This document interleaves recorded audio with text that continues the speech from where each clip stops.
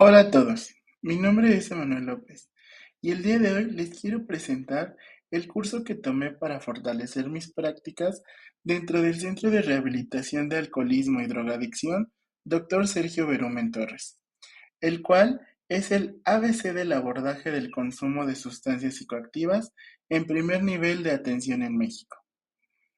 El consumo de sustancias psicoactivas es un fenómeno complejo que afecta la salud física, mental y social de las personas. De acuerdo con la Organización Mundial de la Salud y la UNODC, alrededor del 5% de la población mundial ha consumido alguna droga al menos una vez en su vida.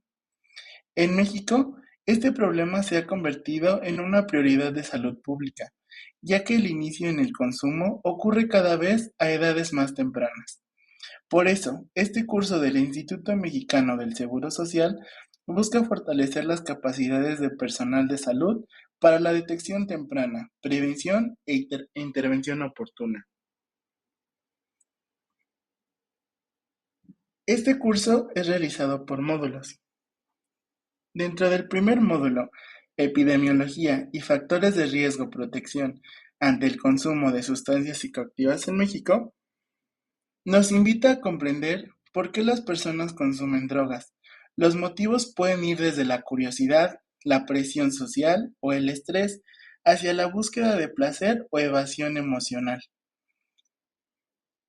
Aquí, muchos de los usuarios que están dentro del centro de rehabilitación mencionaban haber consumido algún tipo de droga solo por curiosidad o porque algún amigo les haya incitado a consumir.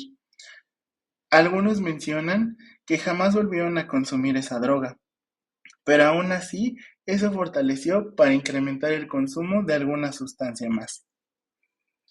Dentro de este módulo también podemos encontrar los factores de riesgo.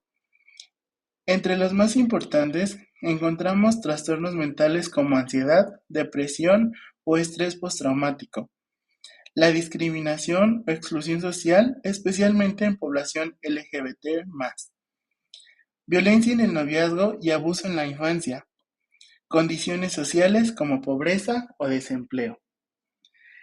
Dentro de este módulo pude conectar con varios puntos que mencionaban de acuerdo a algunas vivencias en el centro de rehabilitación.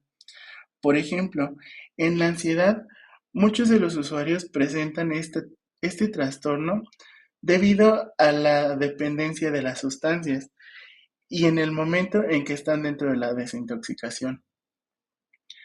En cuanto a la discriminación o exclusión social, muchos de los usuarios están excluidos por su familia, ya sea que presenten situación de calle o que los hayan corrido de sus casas debido a su consumo. La violencia en el noviazgo se puede presentar más en los usuarios femeninos, ya que normalmente las historias que presentan es que reciben violencia de parte de sus novios, de sus esposos, debido al consumo o incluso para que llegaran a consumir más. También una de las condiciones más importantes es la pobreza, ya que al no tener como ese sustento económico, los invitaba a consumir e incluso a endeudarse más para poder comprar la droga.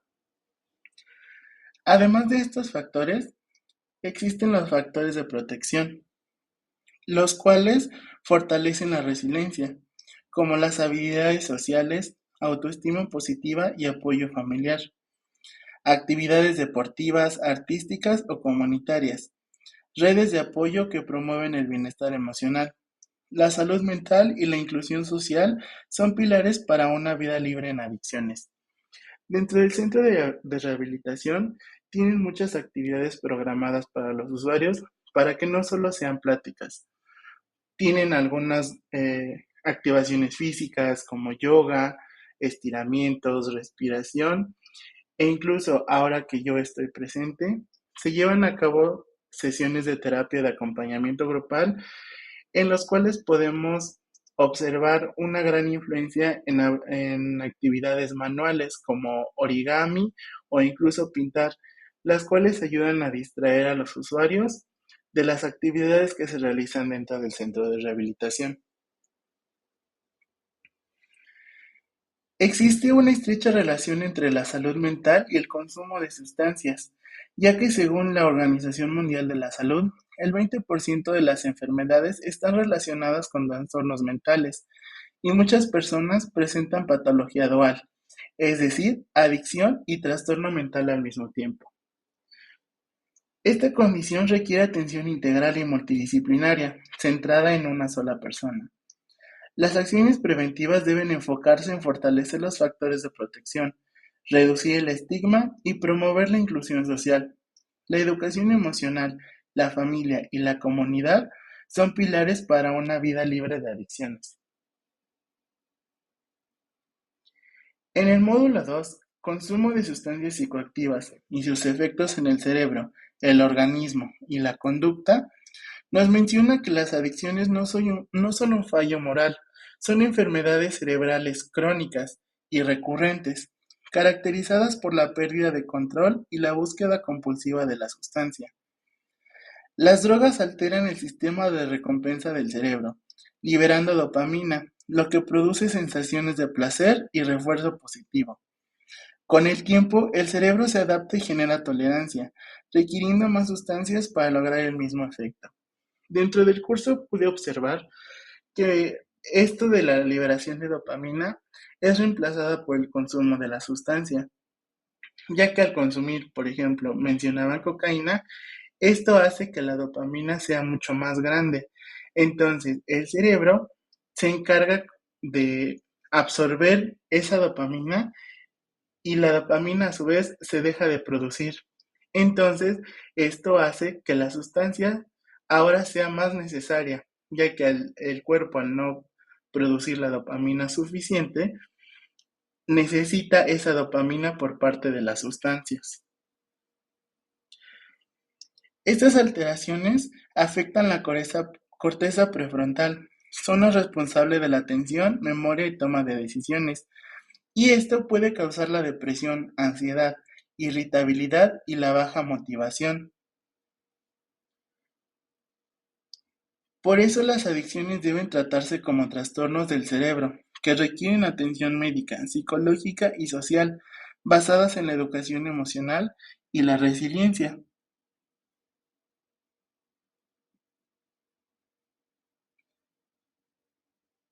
Comprender el impacto en el cerebro y la conducta ayuda a ofrecer intervenciones más humanas y efectivas. Dentro del módulo 3, acciones de prevención, tamizaje y diagnóstico del consumo de sustancias psicoactivas en primer nivel de atención. Aquí pude observar algunas de las pruebas o tamizajes más recurrentes que se usan dentro de centros de rehabilitaciones.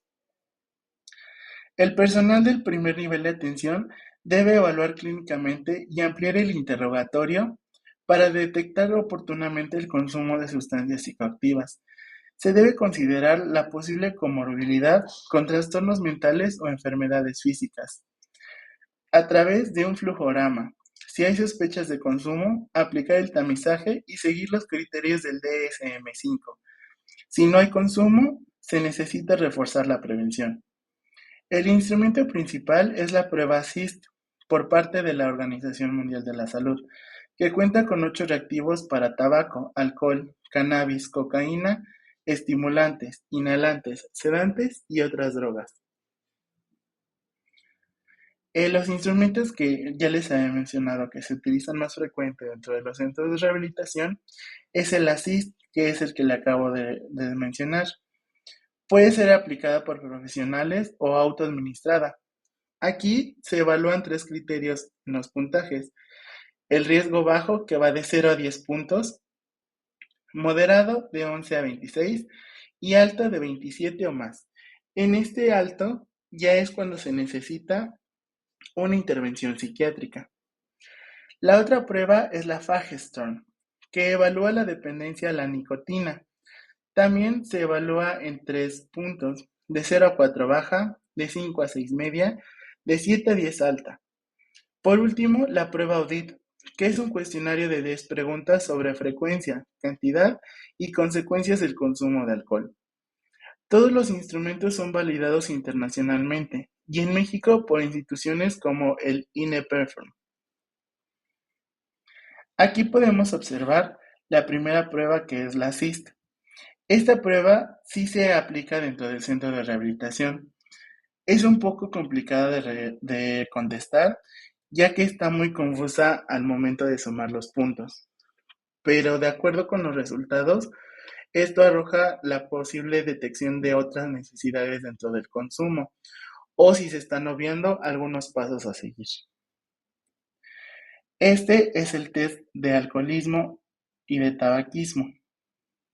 Estos no son tan aplicados dentro de los centros de rehabilitación, ya que normalmente dentro de estos centros se les permite fumar eh, dentro de sus no actividades necesarias. Para el diagnóstico clínico y valoración integral, se debe realizar mediante una entrevista, historia clínica y exámenes básicos, como una biometría química, sanguínea y orina. El segundo paso, explorar sustancias consumidas, patrón y tiempo de consumo, problemas familiares, sociales y legales.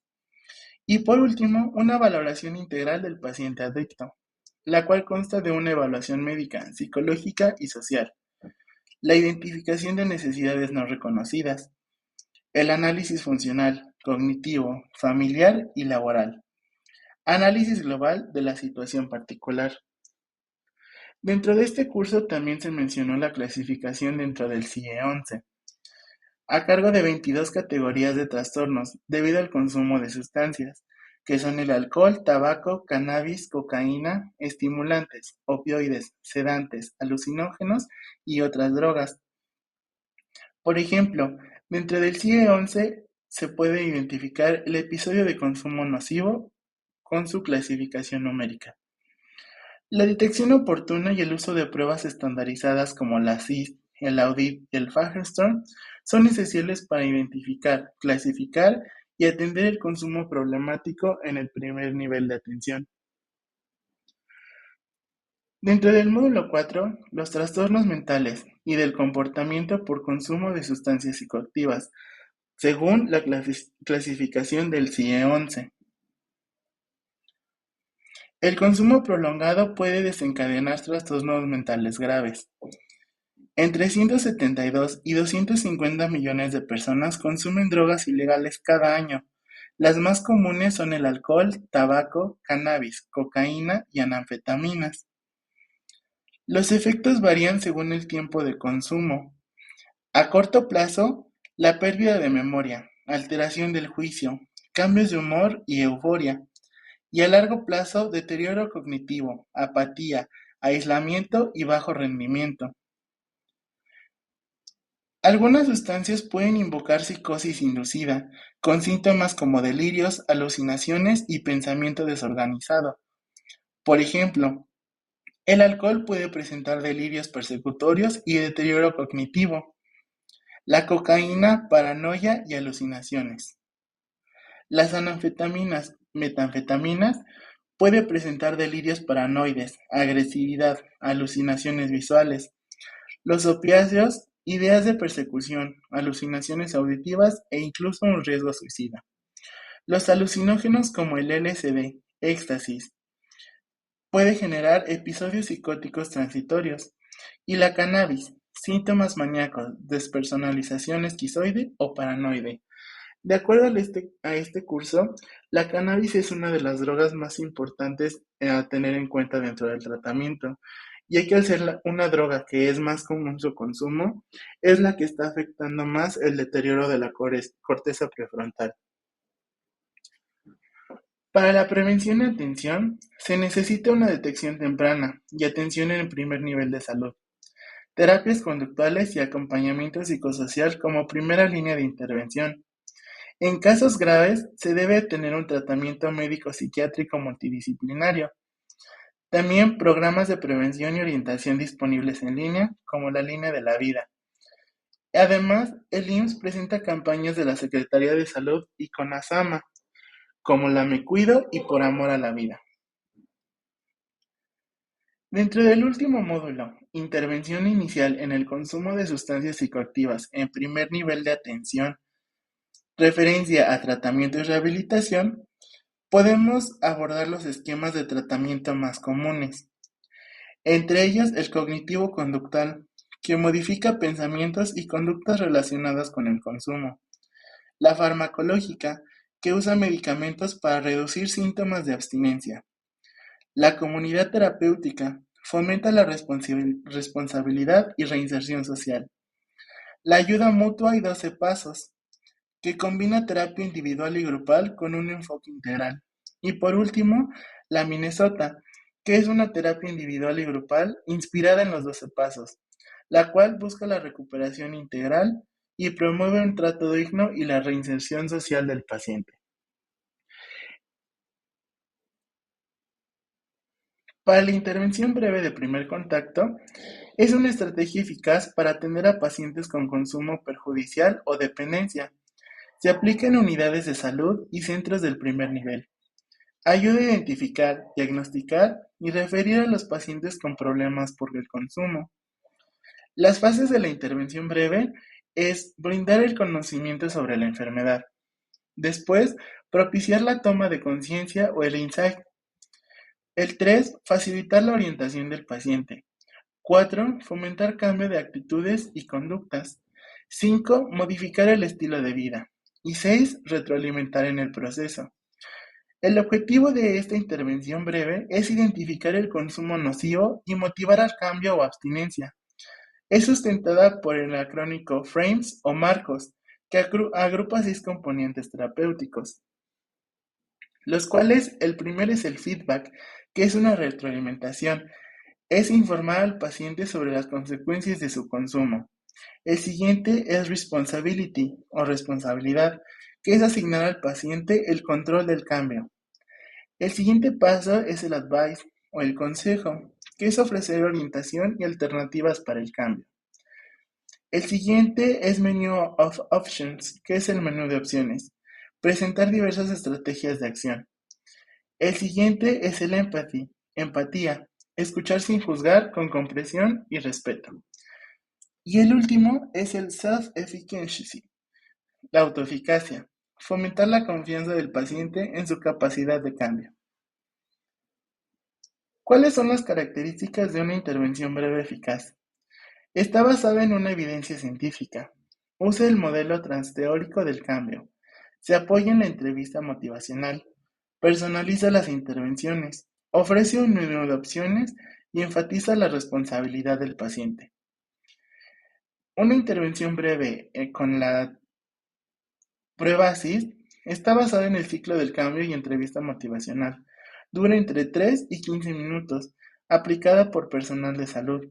Se guía con los resultados de la prueba ASIST, que es el tamizaje. Pero ahora, la referencia al tratamiento especializado y rehabilitación. Según el DSM-5, la referencia se realiza cuando los síntomas o consecuencias del consumo requieren atención especializada. Se recomienda referir al paciente cuando presenta dependencia severa, comorbilidad psiquiátrica o riesgos de autolesión. La referencia debe asegurar la continuidad del tratamiento y evitar la deserción terapéutica, ya que esto es muy común. Muchos de los usuarios ingresan, duran 2 semanas y se salen a no poder eh, tener como esa conciencia del consumo o intentar detenerlo completamente. El primer nivel de acción promueve la eficacia del paciente para fortalecer habilidades sociales y emocionales. Incluye la prevención, detección temprana, consejería e una intervención breve. Requiere personal capacitado y programas de educación continua. ¿Cómo se hace una referencia a un manejo especializado? Las intervenciones oportunas previenen el deterioro y recaídas. El tratamiento debe enfocarse en reaprender conductas saludables y mantener la motivación. El refuerzo positivo y la empatía fortalecen el éxito terapéutico. El proceso de manejo en primer nivel y segundo nivel, que es el ABCD de intervención en adicciones, lo tenemos como la letra A, que es el tamizaje, la detección del consumo de sustancias. B, una evaluación breve e identificación del tipo y nivel de riesgo. C, consejería o intervención breve, orientación y motivación. D. Derivación, referencia y tratamiento especializado. Este es el proceso final que se muestra durante el curso. Por último, la atención integral al consumo de sustancias requiere empatía, conocimiento y trabajo en red. Desde el primer nivel de atención, cada intervención cuenta. Recordemos que prevenir es cuidar la vida y acompañar con respeto. Puede transformar historias. Gracias.